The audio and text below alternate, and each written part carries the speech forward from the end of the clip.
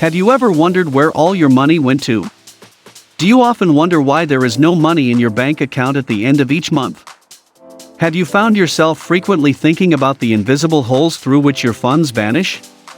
If yes, then you have landed on the right video. Welcome back to another episode of Quick Finance. We won't tell you what to do with your money, but we will equip you with the best information available to make your own smart choices and become financially free. Remember, an investment in knowledge always pays the best interest. Subscribe to the channel now, so you never miss any of our latest and greatest videos as soon as they're released. In this video, we're going to be taking a look at the top 5 financial habits that are making you poor. Let's get started. Habit number 1, impulse buying. Those who are constantly in financial distress are often the type to snatch up something whether it's on sale or not, even if the purchase wasn't exactly planned. In fact, impulse buying can lead to a series of different issues. First, many people will justify these unplanned purchases by saying that they earned this new gadget or that the item is not a want but a need.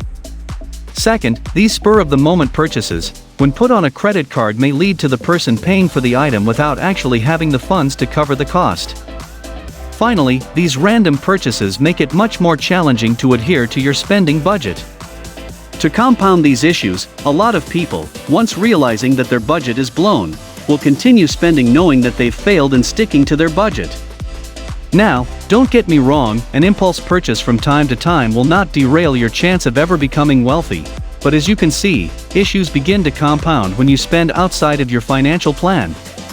As a best practice, every day say the following affirmation to yourself: I only buy what I need. Before you know it, you will be a much more conscious spender, and this restraint from making impulse purchases will have your bank balance growing in no time. Habit number 2, keeping up with the Joneses. Real estate agents often say that it's better to be the worst house on the best street than the best house on the worst street. However, when your neighbors seem to have it all, the drive to be the best house on the best street can overshadow your spending savvy.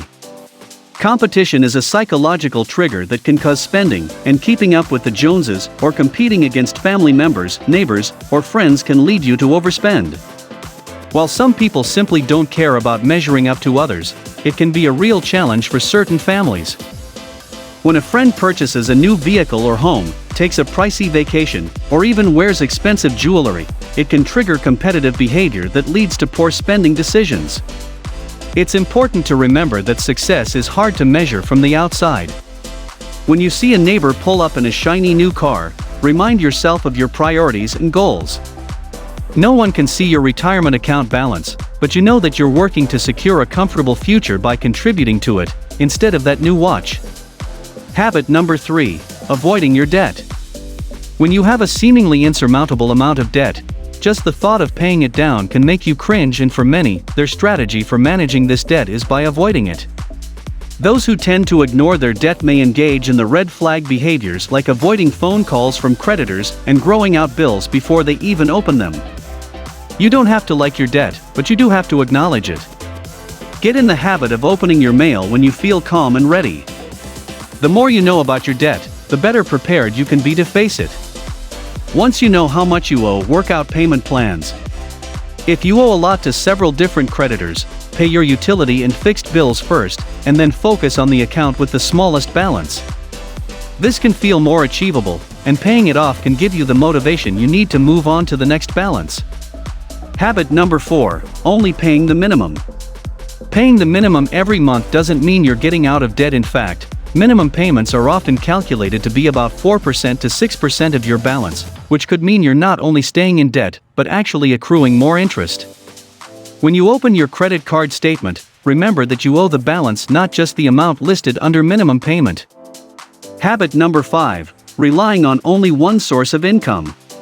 For most people, having a sole source of income is a way of life, and this income usually comes in the form of a salary.